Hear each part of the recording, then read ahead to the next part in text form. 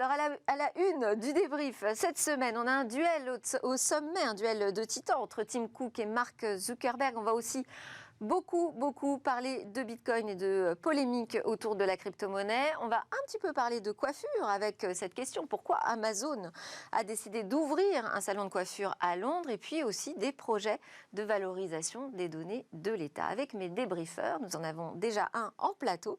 Alexandre Satchenko, directeur blockchain et cryptoactif au sein de la société d'audit et de conseil KPMG France. Bonjour. Bonjour, et également en visio, Mikim Chiklit, qui est directrice générale Europe de Weborama, une spécialiste de la science des données au service des actions marketing et médias. Bonjour Mikim Chiklit également.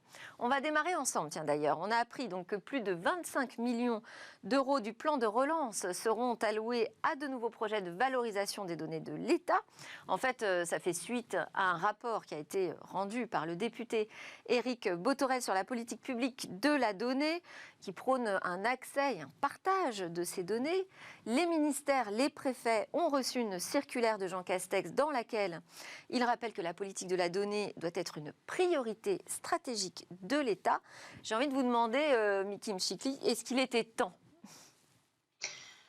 Alors oui, il était temps. Je trouve que c'est une excellente nouvelle. 25 millions, je crois que c'est un quart de l'enveloppe budgétaire qui a été allouée sur la relance. Je trouve ça formidable parce que, ça va permettre normalement de construire de nouveaux services numériques et puis ça va permettre de prendre de meilleures décisions stratégiques et opérationnelles grâce à la donnée. Alors pourquoi ? Parce qu'en fait, grâce à la donnée, on peut être beaucoup plus proche des Français et la data va permettre de détecter des signaux faibles et également d'éviter des biais cognitifs. Puisque normalement, cette donnée, elle est objective si on la traite telle qu'elle. Alors, le point qui est important, c'est de dire que, en fait, on fait de l'analyse sur de la connaissance, ce qu'on appelle nous en marketing client, mais là, la connaissance de ce que vraiment les Français attendent. Moi, je suis militante acharnée sur tous les sujets qui concernent la transition écologique. Je trouve ce que fait l'ADEME, donc cette agence sur la transition écologique pour le gouvernement, est assez formidable et on pourrait possiblement pousser l'économie circulaire. Qu'est-ce que l'économie circulaire ? C'est la possibilité d'éviter le gaspillage des ressources et d'avoir un impact sur l'environnement en augmentant l'efficacité à tous les stades de l'économie et des produits. Donc je trouve ça génial et finalement on devrait avoir beaucoup plus que 25 millions d'euros pour construire ces nouveaux services numériques et puis pour être sûr qu'on prend des bonnes décisions stratégiques et opérationnelles grâce à la donnée. Oui, alors effectivement, opérationnel, c'est peut-être le mot, parce que ce qui peut inquiéter, c'est qu'en fait, ces projets, ça passe par la création d'administrateurs ministériels des données, d'une mission interministérielle sur le logiciel libre, la création d'un portail code.gouv.fr. Comment on fait pour ne pas tomber dans le piège, justement, d'une débauche de dépenses inutiles au niveau des administrations ? Comment on fait pour être opérationnel sur le traitement de la data ? Alors voilà le hic. Je pense que le hic, c'est les initiatives locales et les initiatives privées.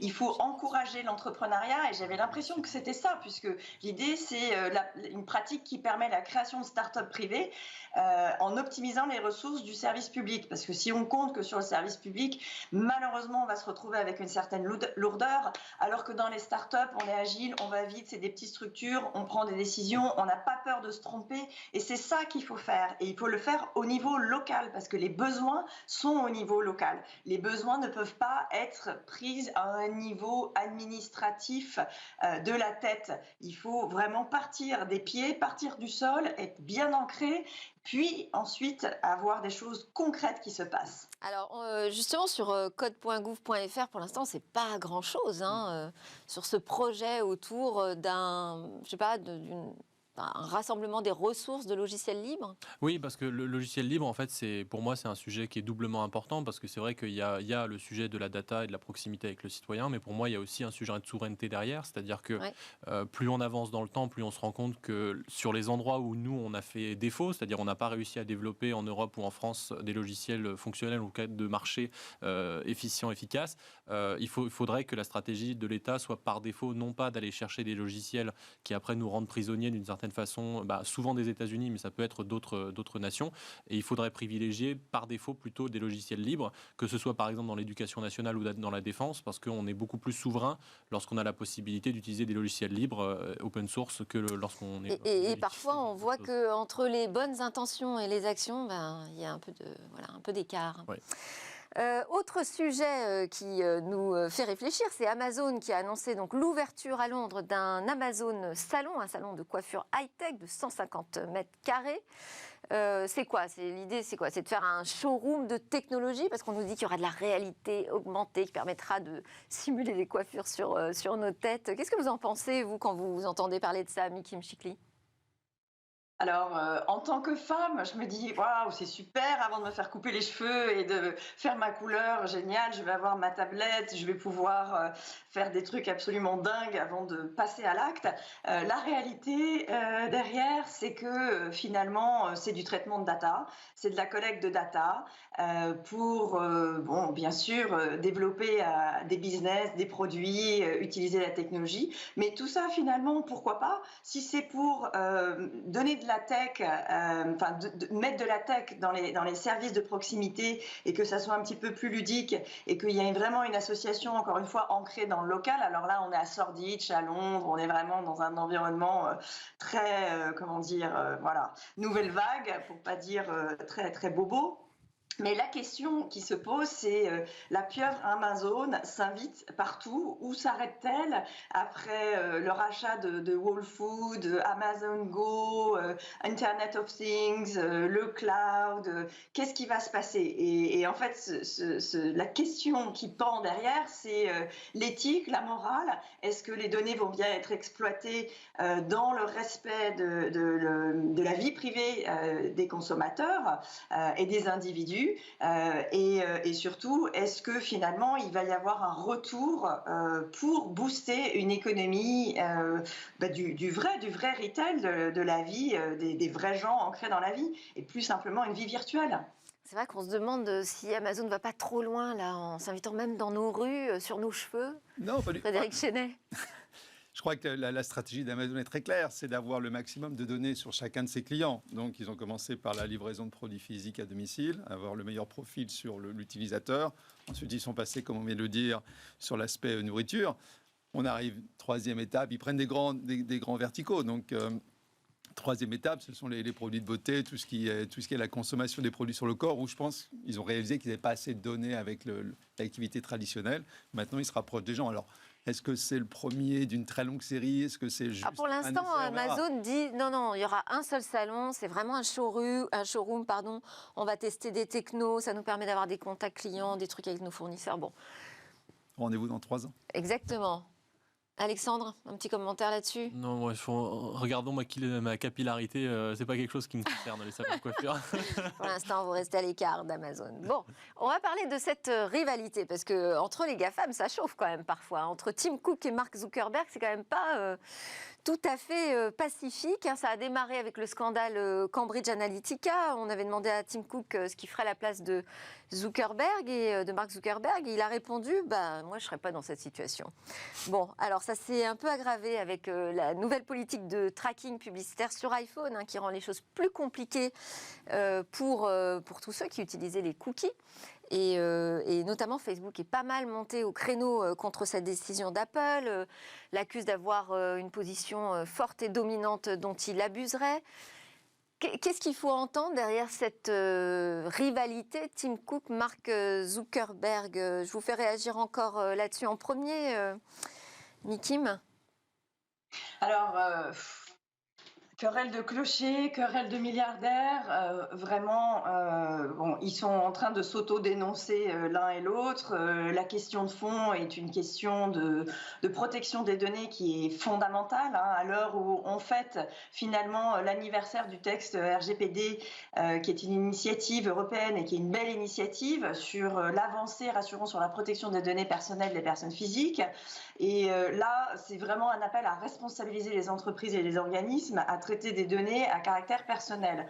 Bon, honnêtement, j'ai envie de dire, qu'est-ce que fait le gouvernement américain quand vous voyez les Chinois qui, le 11 avril, assignent une amende de 2,3 milliards d'euros une amende de 2,3 milliards d'euros à Alibaba pour abus de position dominante parce que, voilà, vraiment, il y a une utilisation abusive de la donnée. Ils s'auto-dénoncent, mais que fait le régulateur? Vraiment, c'est ça qui me vient en tête.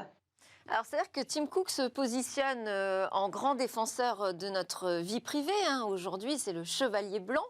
Est-ce que finalement, le fond du problème, c'est pas un problème de business model, de choix de business model? D'un côté, on a Apple qui mise sur des produits chers, qu'on achète au prix vraiment fort. Et puis de l'autre, le modèle économique du gratuit. C'est deux modèles qui s'affrontent. Réaction, Frédéric Chenet? Non, je crois qu'effectivement, c'est plutôt deux modèles, deux équations économiques très différentes. Il y a d'un côté Apple qui vend du physique, qui est des appareils qui permettent d'en savoir plus sur l'utilisateur.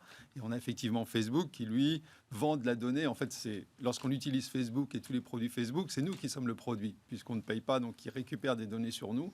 Et derrière, ils les agrègent et ils nous les revendent ensuite, nous, en tant que société. Mais Mark Zuckerberg dit, oui, mais c'est pas pour ça que je suis moins respectueux de mes clients.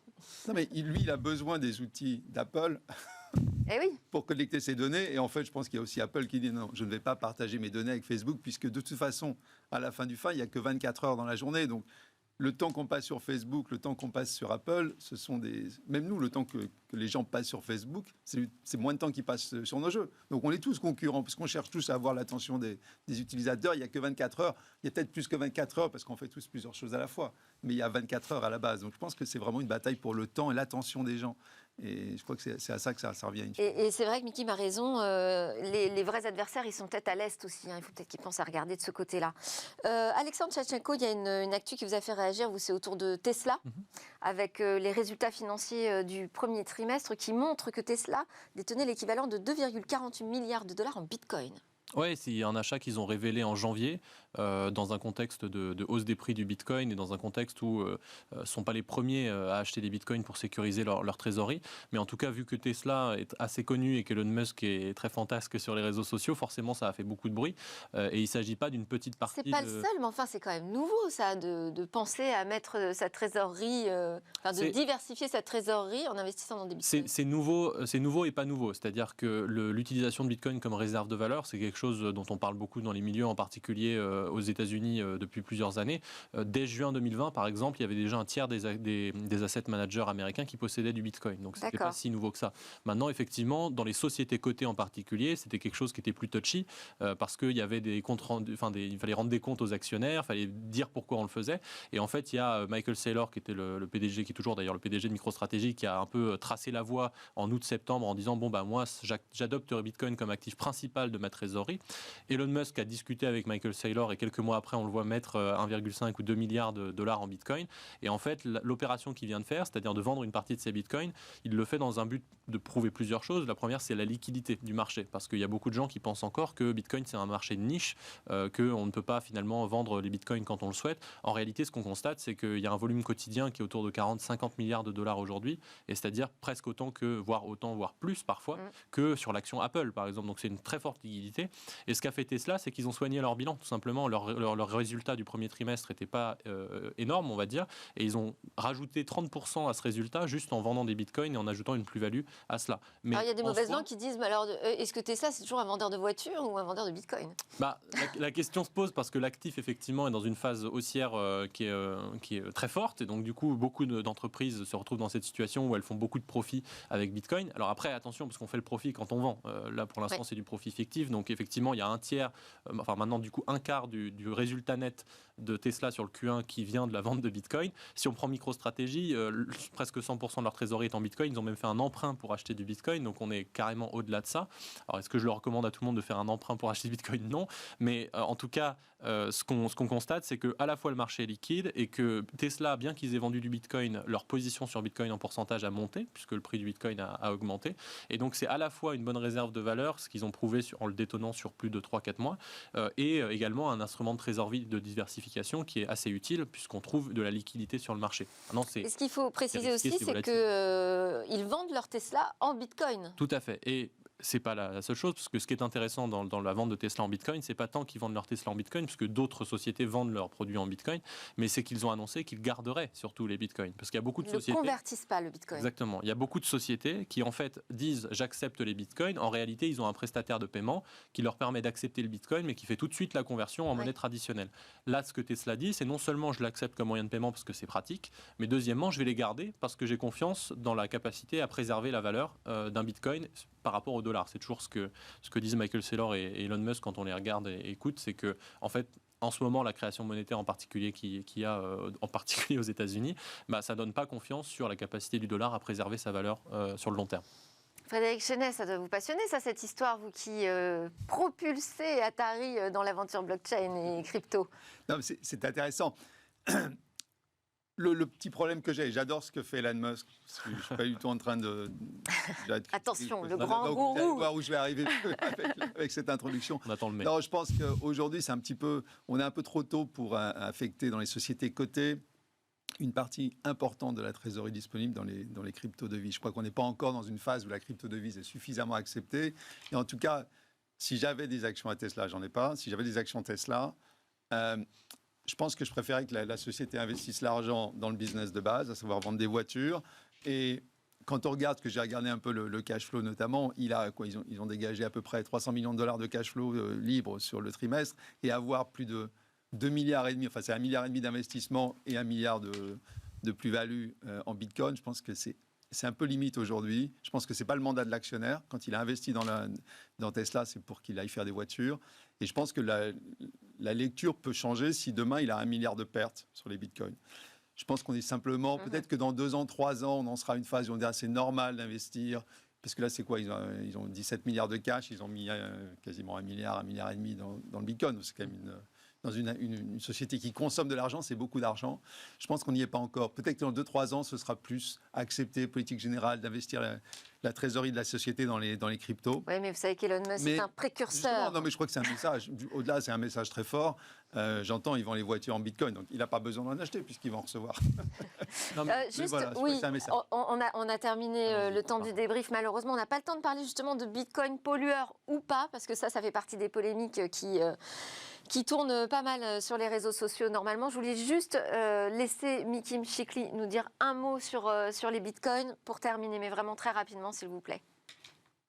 Alors oui, très rapidement, en fait, les bitcoins, pour moi, c'est de la data. Donc, je regarde ça d'un œil très, dubitatif et j'attends de voir ce qui va se passer. Et je suis assez d'accord sur on vend des voitures, on fait du bitcoin. Vraiment, là, il y a un amalgame.